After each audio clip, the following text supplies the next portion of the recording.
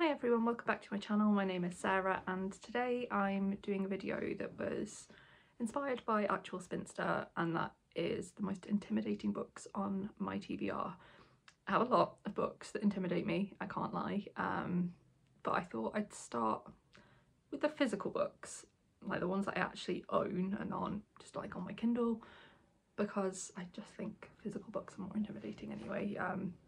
Reading on Kindle is my preferred method of reading and consuming audio as well, so yeah, physical books always tend to take lower priority for me because they're just annoying a lot of the time. Like, it's hard to read physical books in bed, and that's where I like to do most of my reading. So yeah, I'm gonna start and show you some of the books that intimidate me.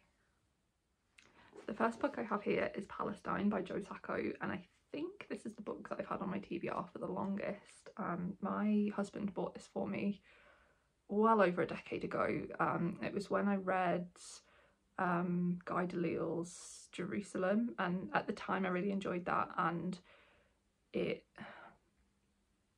I'd never read anything like it that had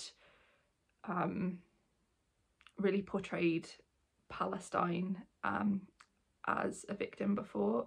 A lot of what I'd read previously tended to be like, oh, it's a very complicated situation and there's good and bad on both sides, and that's not what I think now, obviously.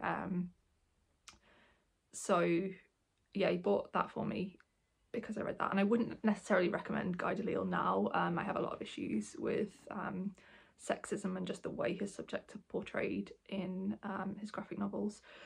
But yeah, this one, the reason, I mean, I think I find it quite difficult to consume political non-fiction through graphic form anyway, because I'm the kind of person that likes to know like everything I can about a subject, and there's only limited space to do that within a graphic novel.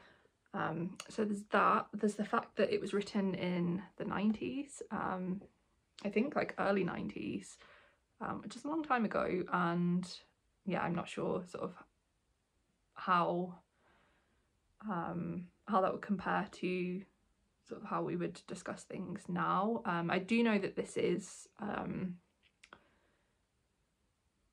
very much like pro-Palestine, which obviously like is what I want to read about, and talks a lot to Palestinians and I think some Israelis as well. But yeah, the fact that it was written in the 90s always just makes me a bit sort of wary. I mean, it might be fine, but that's just like in the back of my head, something that I would always consider. And also, I mean, I've tried reading this before. There's a, maybe that's not the best option, that's not the best page to show you.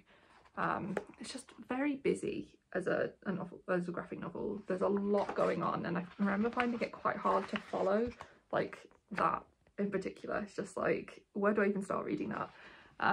So it needs a lot of brain power, and I think probably I would need a bit of a refresh about the history of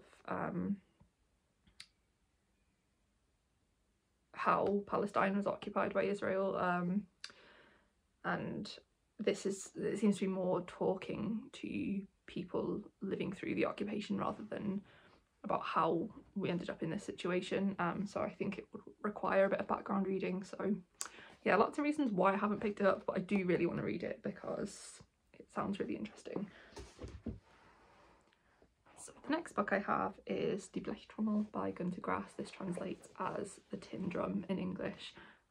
This cover's so stunning, like it's one of my favourite covers of all time. I just love it. The reason I find this intimidating is because it's in German.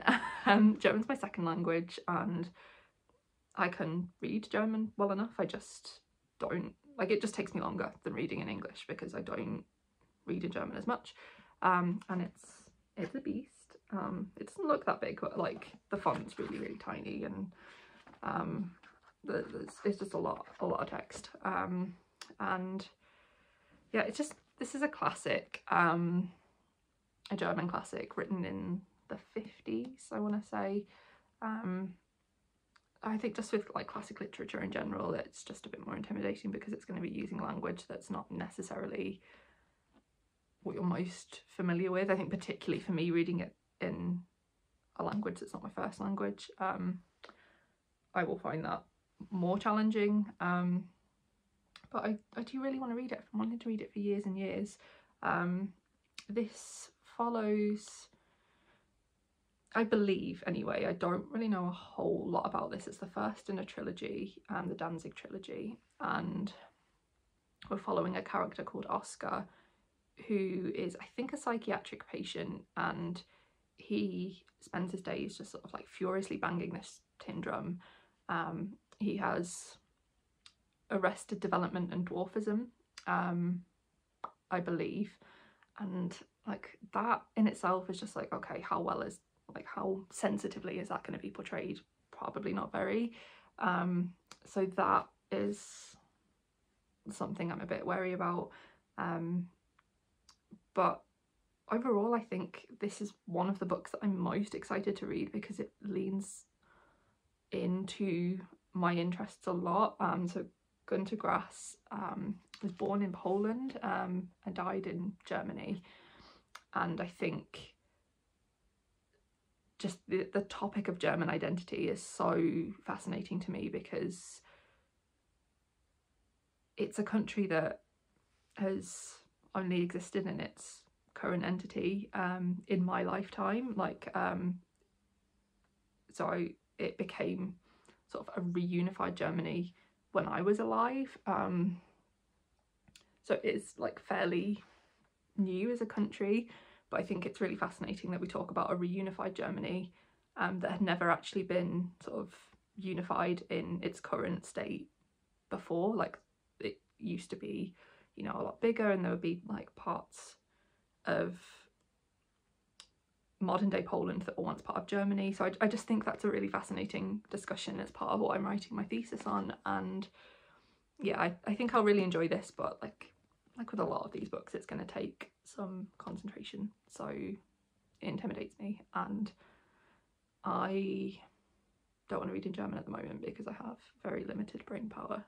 I think we could make a full section actually about just like white man thinky kind of books, because I've got these two as well, which is If on a Winter's Night, A Traveller by Calvino, and Hesse's The Glass Bead Game. I'm not going to go much into those because it's less intimidation and more wariness when you go into like white man thinky kind of books. So they're on there, but I'm dubious. So the next book I have on my list is Boyfriends by Michael Pedersen. This isn't on my list because I think it's going to be intellectually challenging, but more emotionally challenging. So Michael Pedersen was the friend of Scott Hutchinson of Frightened Rabbit, who died by suicide a couple of years ago. I was a big fan of Frightened Rabbit, saw them live. I think they're the band I've seen live the most, and that was like the celebrity death that sort of affected me the most, just because I was going through really similar things to Scott at the time. And this, yeah, is Michael's memoir, but he also talks quite heavily about his friendship with Scott in the text. So yeah, I think it's going to be like a really sad read, but I'm really looking forward to it anyway. It's just, I think I'll have to be in the right headspace to read it. Then we have Holiday Heart by Margarita Garcia Raballo, and this is translated from Spanish by Charlotte Coombe.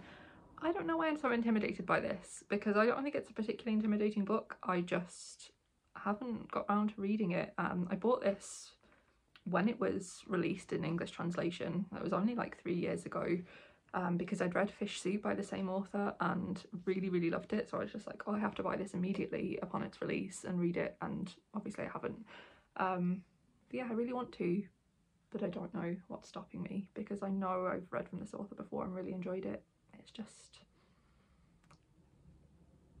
I don't know, I can't explain it, but I will try and get to this in August maybe for Women in Translation Month. So yeah. Then we have Experiments in Imagining Otherwise by Lola Olufemi.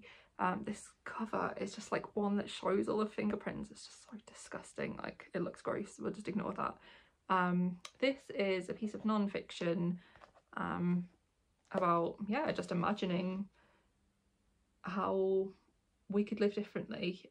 It says in the blurb, in these playful written experiments, Lola Olufemi navigates the space between what is and what could be, weaving together fragmentary reflections in prose and poetry. This is an exploration of the possibility of living differently, grounded in Black feminist scholarship and political organising. So it sounds really interesting. I think it's just going to require a lot of brain power, because it's going to be quite disruptive in terms of like how it's written. So yeah, really excited to read it, but I think see, we've got a little bit there that's quite written quite disruptively. So yeah, I think it's just going to take a lot of brain power, but I'm really excited to read this. I think I'm going to try and read this for my thesis, so which is due in pretty soon. So that will come off the TBR soon, but I am very intimidated by reading it. Then we have an author who intimidates me with like every single book, and that is Christa Wolf. This is A Model Childhood. Christa Wolf is a German author, East German author was. She died quite a long time ago now.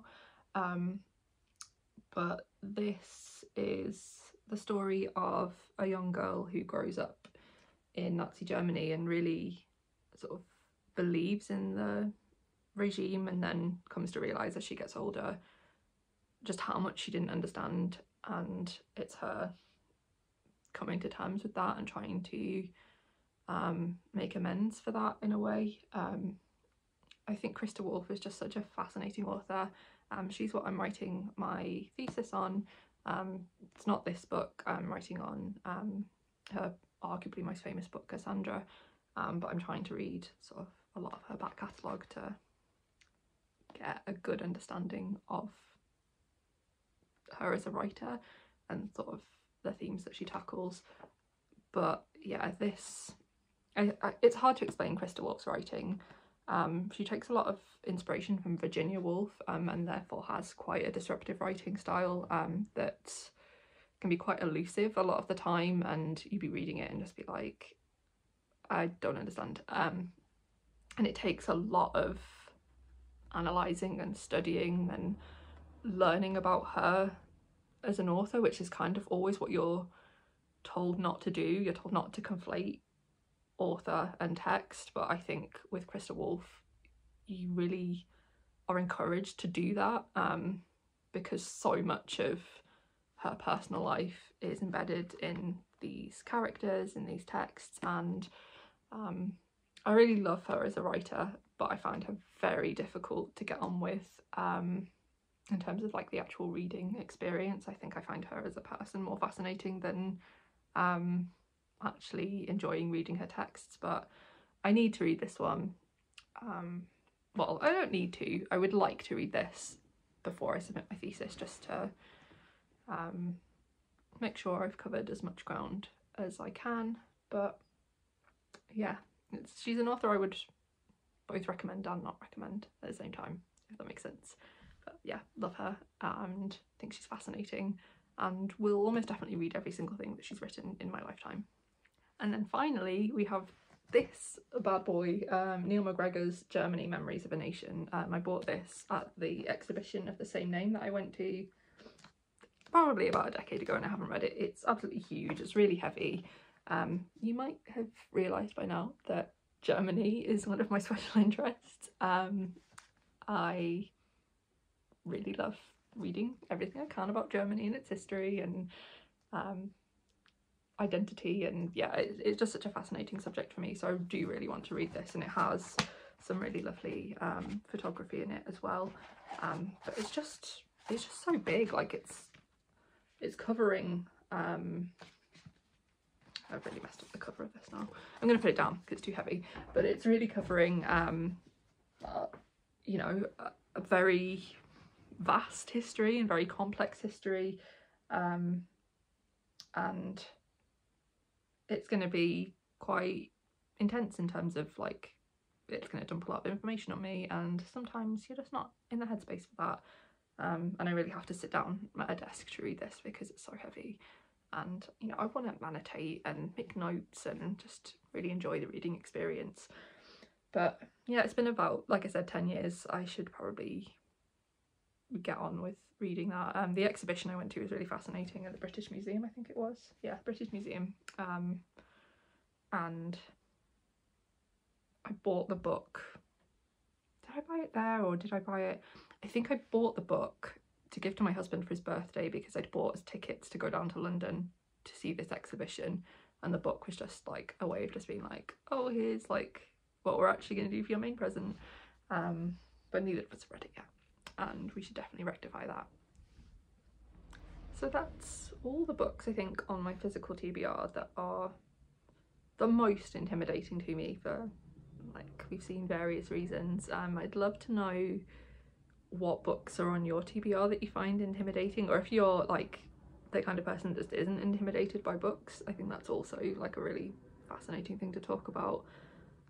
Maybe I'll do this video again with some of the books that I've got on my Kindle. But yeah, for now, thank you very much for watching, and I will hopefully see you again in another video. Bye!